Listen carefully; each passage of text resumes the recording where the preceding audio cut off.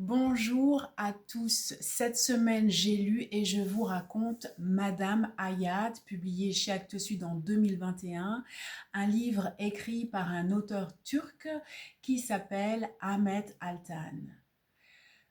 Le livre dit, dès les premiers mots, dès la première phrase, attention, vous entrez dans une société qui est en état de décomposition. La société se trouvait dans un tel état de décomposition qu'aucune existence ne pouvait plus se rattacher à son passé comme on tient à des racines.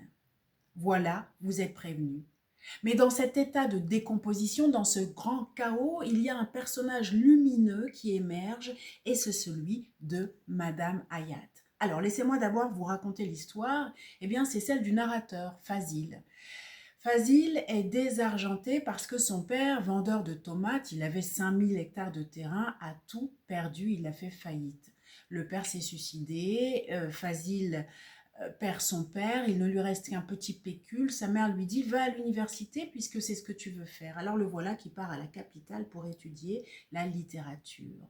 Là, il vit dans une pension dans laquelle se trouvent des personnages assez hauts en couleur, très différents les uns des autres. Il y a un videur de boîte qui est aussi un excellent cuisinier, il y a un travesti qui adore le football, il y a un père de famille qui vit avec sa fille de 5 ans, on ne sait pas ce qu'est devenue la mère. Et puis il y a l'université que fréquente Fazil et dans laquelle il rencontre une jeune femme qui s'appelle Silla. Et le soir, eh bien Fazil va faire le figurant au quatrième sous-sol d'un immeuble pour une émission de variété et c'est là qu'il rencontre Madame Hayat, une femme d'âge mûr qui est belle, sensuelle et qui l'invite dès le premier soir de leur rencontre au restaurant. Parce que Madame Hayat, c'est une hédoniste. Elle profite du temps, de la vie, de l'instant présent. Le restaurant, les fleurs, le mimosa, aller pique-niquer, aller se balader, prendre la voiture, vivre à 100%. La littérature, ça ne l'intéresse pas. Elle, ce qu'elle aime, ce sont les documentaires.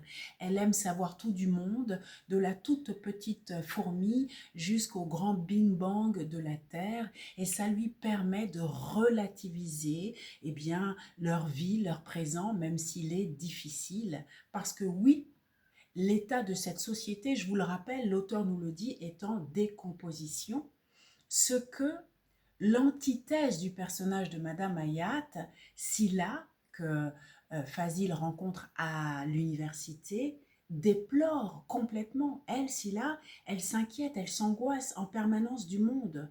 Et c'est bien normal, puisqu'elle aussi a tout perdu. Son père, qui était un homme riche, un homme d'affaires, s'est vu disgracié par le gouvernement, s'est vu mettre en prison, s'est vu euh, attraper tous ses biens.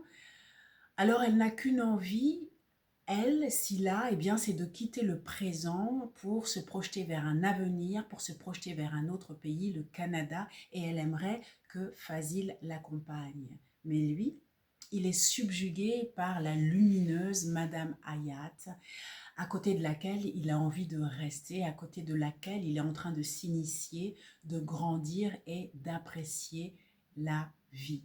Ce livre est une ode à la sensualité, à l'amour, au temps présent, mais il est aussi un livre politique dans lequel on parle de la question de la liberté.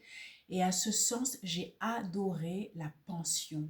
La pension, on dirait un espace carcéral dans lequel les personnages que l'on y retrouve sont tous aussi différents, improbables que des personnages qui vont se retrouver dans un même espace qu'est la prison. J'ai aussi aimé la fenêtre, l'espace de la fenêtre. Fazil se rend tout le temps à la fenêtre et il regarde la rue qui se vide au fur et à mesure du roman jusqu'à ne plus jamais accueillir aucun passant. Ce roman est une pépite, une véritable merveille. Et ce qui me réjouit, c'est que le personnage de Madame Hayat, eh bien, il a l'étoffe de ces grands personnages féminins qu'a produit la littérature, comme le sont Nana, Jane Eyre, Lady Chatterley, Madame Bovary. alors cela me fait dire que ce roman va avoir une très longue vie, que probablement il sera étudié en classe et je trouve ça absolument réjouissant.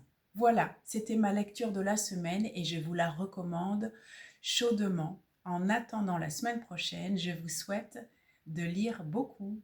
Merci.